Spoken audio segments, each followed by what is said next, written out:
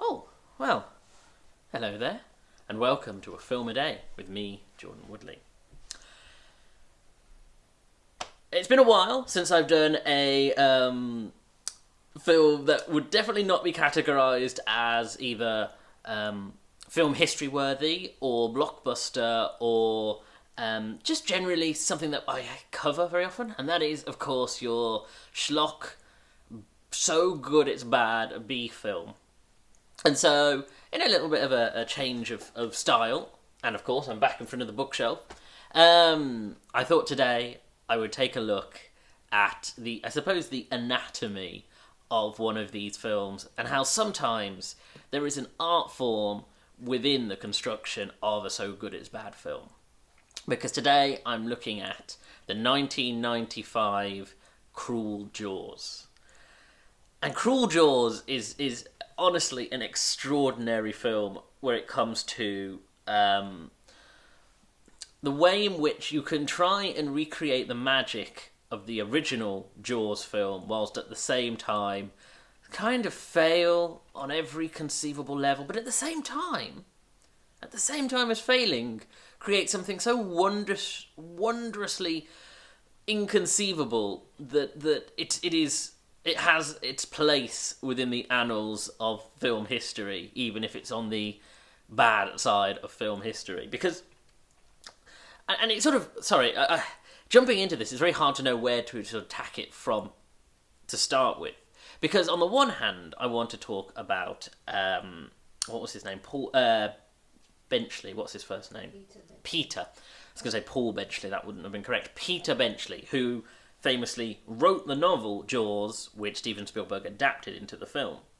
Now, Peter Benchley didn't just write Jaws. He is like the Dan Brown of shark fiction. If you look at his bibliography, there are so many different variations of the same kind of shark-based story. It's inconceivable. The man loved to write about sharks. Now, I've read the original Jaws, and it's not like when people think of the film, they think, oh wow, the text it's based on must be incredible. It's not. It's a very schlocky. It has moments of genius in it in terms of the novel, like moments where you go, oh, that's actually an interesting, and for someone who loves sharks as much as he clearly does, you get that sense of like, oh wow, there are moments in the novel that are interesting, but it is, in essence, a airport novella type story that Steven Spielberg uplifted and enhanced and turned into the masterful work of cinema. But for the rest of his career, that's what he wrote. It was sharks, different variations of the same story. And so when you come to Cruel Jaws, which is, he's credited a story by, although obviously that can mean nothing. It can mean anything or nothing. It's him, obviously he must have come up with the original story to then be written. And it's essentially Jaws. It's just Jaws again. It's just that if you look at the mechanics of the story, it is Jaws with some minor alterations and some very confusing subplots, because it is about a small town where a shark is killing people, but the town doesn't want to shut down because of the financial sort of effect it would have, and they don't want to shut down the regatta, even though the sheriff insists that it's putting people's lives at risk. Jaws. But then there are a number of other storylines going on at the same time at this that are so Frankenstein that you almost think, it almost feels like at the last minute they went, oh, we've tried to remake Jaws and we realise we don't have enough story to fill this. So you get your like Flipper style storyline involving dolphins and a little girl in a wheelchair and her relationship with the dolphins.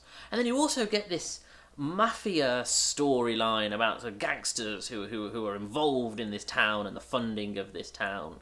And then you have like your sort of teen slasher group of teenagers who want to hunt the shark. And all of these things are going on to the point where as you're watching this, you think, well, is your Nicholas Brody type character, is he your lead? because you don't spend that much time with him. It ends up cutting from the Jaws storyline to the Mafia storyline to a group of random ninjas who show up storyline to the Flipper storyline, and you think this is a wild film, because I don't know what film I'm watching every 3 to 4 minutes. It changes so rapidly. And then the other element, and admittedly watching it, I didn't pick up on this, so I should have done, and I only discovered this minutes before recording this, and it gives me so much more clarity, and it gives it a brilliance, which is this is a Bruno Mattei film. Now, to give you a context for who Bruno Mattei is, he is the Steven Spielberg of exploitation cinema. Like, his name, when you think exploitation cinema and the famous directors who were behind it, Bruno Mattei should be up there on their Mount Rushmore, because the guy was like, he basically was the maestro of it. And again, when you think exploitation cinema, of course, you get things like Nazi exploitation, zombie exploitation, women in prison exploitation, nun exploitation, Mondo filmmaking. It is, cannibal exploitation. You get Bruno Mattei is the point in the center of that web where you go, yep, he put his fingers in all of these pies. And of course, on some level, Bruno Mattei, again, any of the films you watch are not great films. You sometimes get like your Ilsa style film where you go, well, this isn't a bad film. It's definitely an exploitation film and definitely a B movie, but it's not necessarily bad. And then you get like your Zombie 3s where it's like, wow, was no one in control of this ship?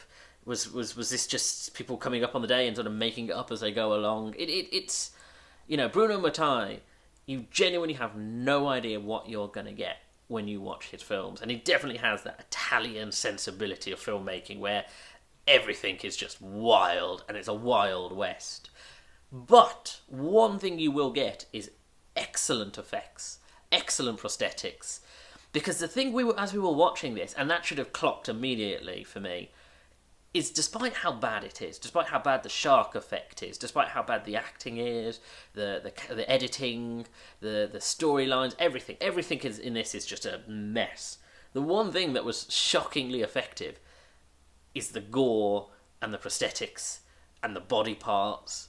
It is a grim film when it comes to like the shark attacks and what the victims look like. And you think, wow, that's quite gruesome, Bruno Mattei. Because of course, with the one thing you will say, if you want the best of his stuff, his zombie stuff is, because again, he is in that ilk of 70s, 80s Italian film directors who absolutely wanted to make proper gore.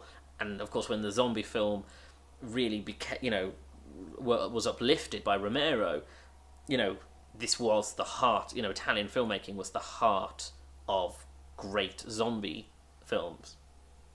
And Bruno Mattei comes from that same school. But again, other than that, this is a strange puzzle of a film that honestly, even the pacing, you get to a point where you think, okay, it's manic, it goes from soft children's film to brutal shark attack film to poorly acted gangster film, and you think, okay, well, at least I know what I'm getting, I know the pacing. Then it escalates to a crescendo of people just dying randomly, just completely inexplicable death scenes, the shark having this ridiculous, like, over-the-top storyline about being from, like, a military experiment, and the shark is like a super shark, like he's from Deep Blue, he's a proto-Deep Blue Sea shark. And all of a sudden, all these characters that you've been meeting are just getting wiped off the table by this shark, like, in their groups, to the point where, and it is one of the best scenes in the film for how bad it is, the shark jumps up and bites a helicopter in half. And it's such an astounding film, because you think, why did you even try to make this? It doesn't look good, it doesn't make sense, but also I love this because it's so ludicrous. And you get to this huge crescendo, and then you get to the ending. And for the last, and when I say the ending, I mean like the last 15-20 minutes of this film, it's not a long film, are your survivors, the ones who are still alive. It pares it right down to being the Jaws storyline with a little bit of the Flipper storyline on the side. And it's essentially your Brody, your guys who were with him at the end of Jaws, like stand-ins, essentially doing very like mechanically putting together how they're going to kill the shark, and it's very all of a sudden the pace just slows down, and it's them silently putting together the bombs, silently just you're seeing shots of the shark, and that's all you're getting, and that's all the film is for the last 15-20 minutes, and there's no huge escalation again. It's just this very mechanical, like, oh, this is how you hunt a shark, and it's honestly it's astounding. And the other factor to close in on, I suppose, is the fact that, again, Frankenstein of a film, there are two other things it does, and the fact it gets away with them is head scratching, which is one, it basically uses footage from not just other like stock footage shark films, not just whole like Discovery Channel footage of sharks, but it actually rips off footage from Jaws. Not always Jaws 1, some of the Jaws sequels, but a selection from the first Jaws, possibly the third, a little bit of the second. Like it actually uses footage from the Jaws franchise. And the other thing, and this is brilliant, is it uses the music at certain points. A lot of it, you get your crappy B-movie music where it's like, oh, well, this is from like a free library type music, and then inexplicably, Star Wars theme, just Star Wars theme in there. It's a rip on the Star Wars theme where they've changed a few notes and the melody sort of goes in a different direction towards like the last two bars, but the opening is so obviously the Star Wars theme, it is astounding. And again, it's the balls on this film. And as I say, exploitation and B-movies deserve their place in discussion and in cinema, because sometimes you just think, sometimes you learn from where things are not right.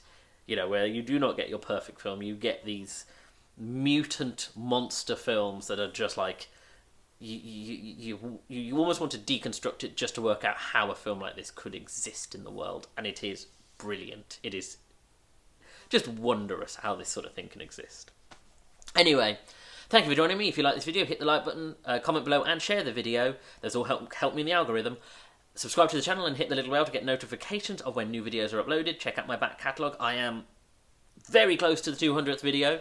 And follow me on Twitter at Jordan_Woodley, where I'm always tweeting about TV shows and films, and I share these videos once they're uploaded to YouTube, either the day of or the day after. Thank you for joining me. Take care.